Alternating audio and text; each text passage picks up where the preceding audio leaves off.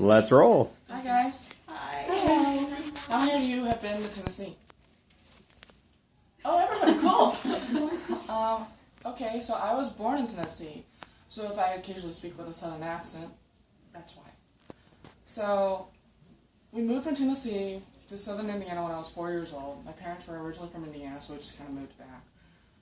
So, when I was 4, some people that own horses came to the school I attended, the preschool I attended when I was 4, and they led us all around on horseback.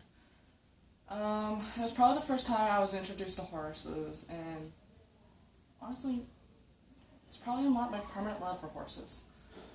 So, when I was 6, I had my first horse lesson.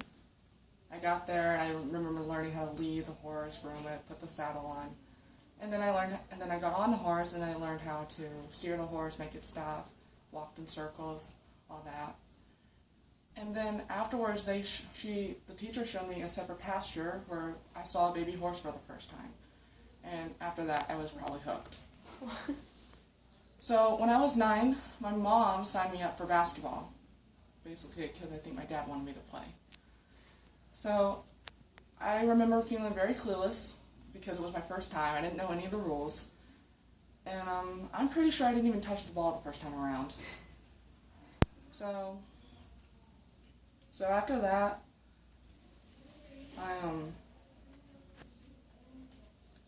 by the end of the year, the coach said I was the most improved player.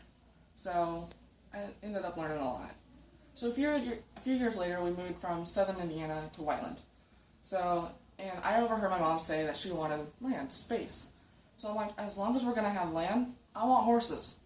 So the next thing I know, not only do we have horses, but we have chickens, rabbits, dogs, cats, pretty much everything. Pretty much like a hobby farm.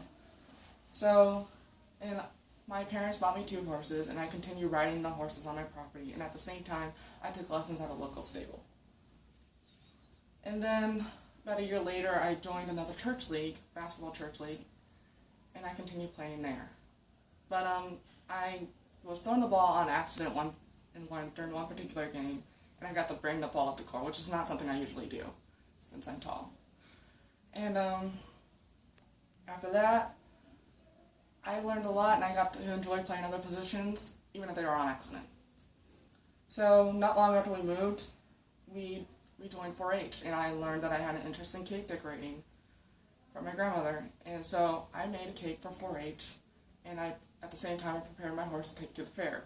Well, by the time the fair rolled around, I realized my horse was not going to be ready for fair. So I ended up designing a horse poster instead.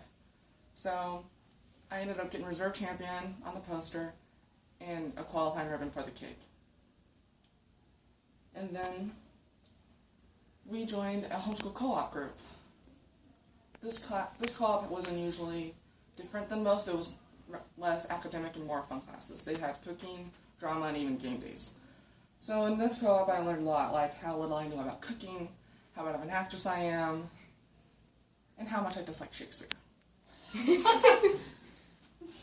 So, in conclusion, I enjoyed several different hobbies throughout my life. We moved several different times.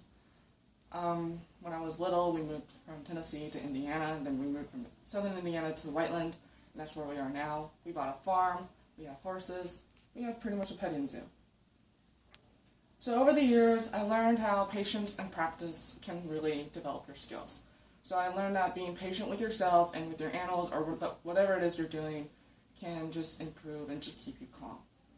And that practice will, even if you do unusual methods, consistent practice improves a lot.